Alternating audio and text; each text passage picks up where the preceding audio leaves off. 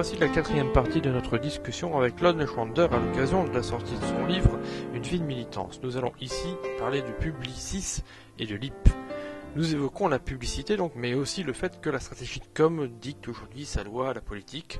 Et puis bien sûr, on parle de l'aventure LIP, entreprise pas vraiment autogérée comme beaucoup l'ont dit, mais Claude nous apporte la nuance ici en détail. Mais tout d'abord donc Publicis. Je suis entré à Publicis. J'étais ingénieur, en rentrant d'Algérie, j'étais ingénieur à la Générale de Fonderie. Après avoir eu quelques responsabilités en Algérie, je me suis fait chier comme un rat mort dans une fonction d'ingénieur où je trouvais que je n'avais pas de responsabilité. Comme j'avais 2 enfants, j'étais rentré du service militaire 6 mois avant mes petits camarades. Et donc ils me demandaient tous, est-ce que tu peux regarder, qu'est-ce qu'on va trouver comme job? Il n'y a pas de vraie inquiétude, il y en avait largement suffisamment. Et donc je suis allé voir un jour, parce qu'il me le demandait, Marcel Bleustein-Blanchet, qui était le président de Publicis.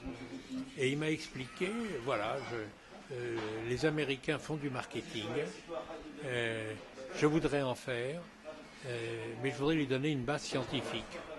Je pense que vous êtes centralien, vous pourriez le faire.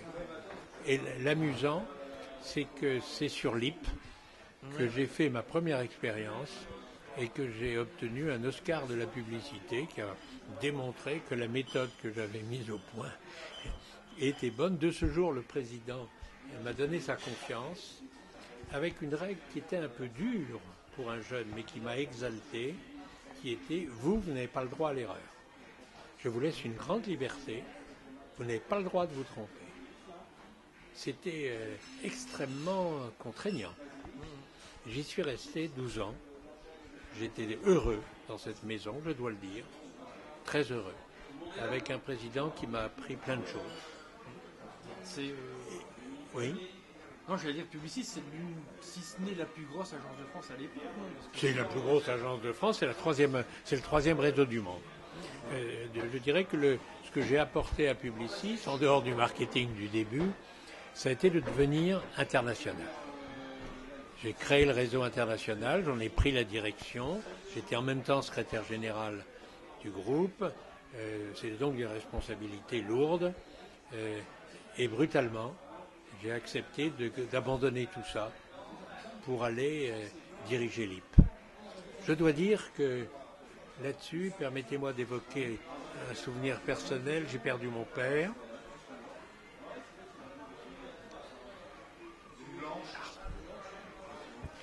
Et je me souviens que j'ai dû le veiller pendant 2 nuits.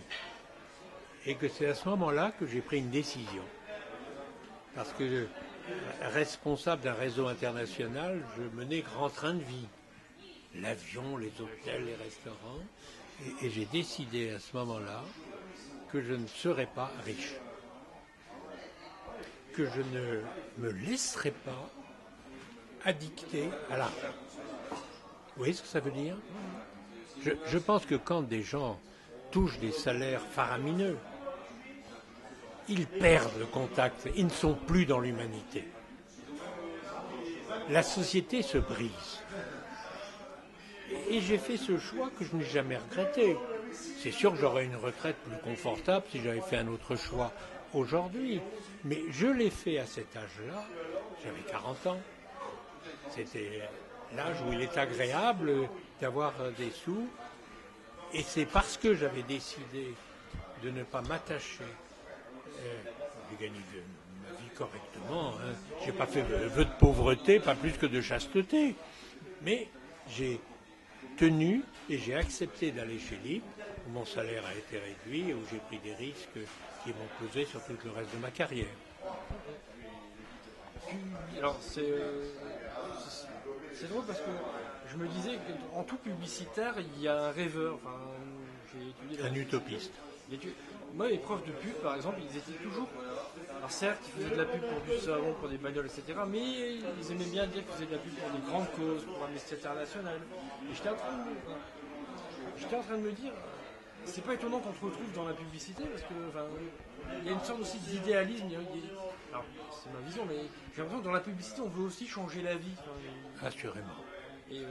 Je me souviens d'être allé voir le commissaire au plan, qui était Jean Ripert, et à qui j'ai dit, Jean, il faudrait que l'on fasse de la communication autour du plan.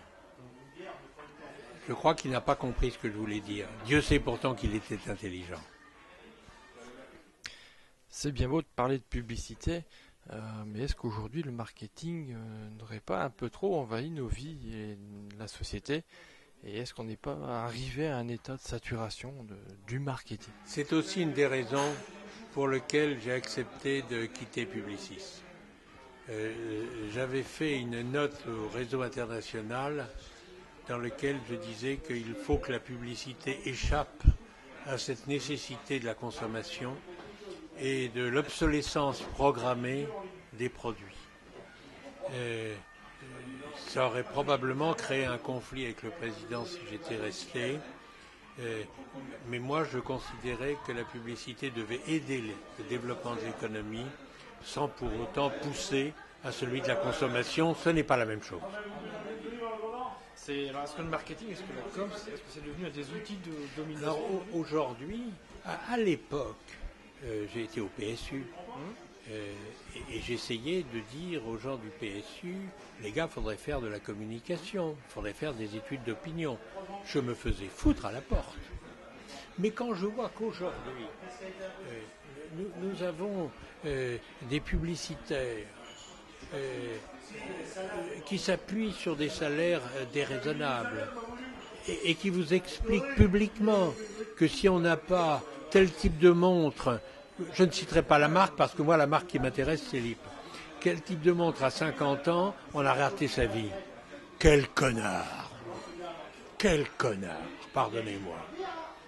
Quand vous voyez que vous avez une agence de com avec 4 hommes qui se démultiplient pour sauver la face à M. Strauss-Kahn, j'ai honte. Est-ce qu'un socialiste a besoin de s'appuyer sur de la com pour arriver à faire passer ses idées? Et sur de la com dans lequel il y a certes de la communication, mais il y a aussi des épreuves de force, des réseaux de pouvoir et plein d'autres choses. Quand c'est le même communicant qui sert la soupe à Strauss-Kahn et qui la sert à comment s'appelle le groupe Matra Lagardère, je me dis qu'il y a quelque chose de pourri au Royaume de France. Est-ce qu'il y a chez Publicis cette notion d'humilité, de dire on fait des gestes? Oui, je crois. Ils ne font pas du tout les mêmes choses qui se passent chez Havas ou chez les filiales d'Havas.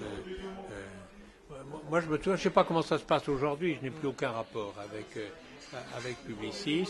Mais je me souviens que Marcel Bleusten pouvait donner un conseil à des amis politiques, mais qu'il n'y avait jamais d'honoraire en face. Si cette règle était respectée, on se sentirait un peu mieux. Voici donc arrivé le moment de parler de l'entreprise LIP, pour laquelle Claude Neuschwander est connu et a été médiatisé. Mais dis-nous Claude, comment tout cela a commencé? LIP était un conflit dans lequel Michel Rocard, alors secrétaire général du PSU, était entré pour le résoudre parce que les animateurs de LIP étaient non seulement à la CFDT pour l'essentiel, mais au PSU pour la plupart. Et donc la difficulté du sauvetage le mettait dans la gêne. Deuxièmement, il y avait un patron français, Antoine Riboud, qui considérait qu'il fallait montrer que l'on pouvait résoudre un conflit social de cette importance. C'était connu le monde entier, le conflit LIP. Et donc ils avaient décidé qu'ils avaient ensemble faire cause commune, et ils ont fait cause commune bien au-delà, et qu'il fallait trouver un patron. Ils en ont trouvé un. Mais le malheureux, je ne sais pas si c'est parce qu'il a découvert la difficulté de l'opération, a fait un infarctus au 1er novembre 1973. Et donc à ce moment-là, ils se sont trouvés devant une situation délicate. Ils ont donc cherché une victime. Et c'est moi qu'ils ont trouvé. Et donc, j'ai quitté Publicis, j'ai réduit mon salaire, ce qui n'est jamais facile de réduire son salaire. Je suis parti à Besançon et j'ai dirigé LIP. Jamais en autogestion. J'étais un patron tout à fait classique. sauf que je divergeais d'avec les patrons de l'époque parce que j'avais une volonté d'information du personnel et des syndicats, une volonté d'information avant les décisions stratégiques et de négociation sur les conséquences de ces décisions stratégiques. Je n'ai jamais négocié sur une décision stratégique. Je considère que c'est le patron seul qui prend une décision stratégique. On m'a souvent dit que j'étais un peu facho là-dessus. Je ne crois pas. Je ne crois pas. Je crois que la stratégie ne se partage pas. Sinon, on fait de la bouillie. Par contre, alors pourquoi on dit que c'est une entreprise autogestionnaire? Parce que pendant la lutte, les syndicats ont remis, après avoir planqué les montres, qu'ils ont gérées admirablement.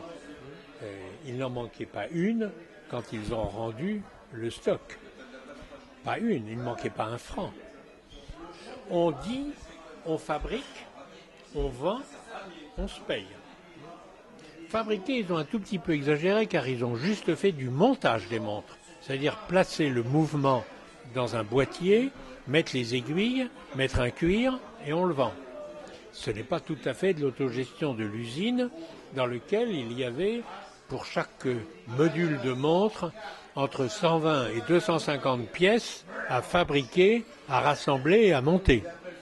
Et ça, c'était un vrai casse-tête de manager. Donc, compte tenu du fait qu'ils vendaient et qu'ils se payaient, on a dit il y a autogestion, ce qui n'est pas tout à fait faux. Pas à partir du moment où j'étais patron. Il n'y a pas eu d'autogestion à ce moment-là. Je dois d'ailleurs dire que si je crois à l'autogestion, dans le domaine du logement, dans le domaine du syndicalisme, dans le domaine des associations, dans le domaine du tourisme, dans le domaine des entreprises, surtout des grosses entreprises, je n'y crois pas. Je crois à l'autogestion des scopes, lorsqu'il s'agit d'entreprises de taille moyenne ou petite, et où il y a une relative cohérence entre les salariés qui y travaillent. Ce que je constate aujourd'hui, c'est que quand une usine est menacée de fermeture et conduite à la fermeture, je trouve que le personnel et les syndicats s'attachent davantage à négocier des indemnités de licenciement qu'à se battre pour faire vivre l'usine. Et que ça me désespère. Ça, c'est vraiment pour moi un échec, de ne pas avoir réussi à faire comprendre que l'on peut sauver une entreprise. Il faut regarder si elle est sauvable.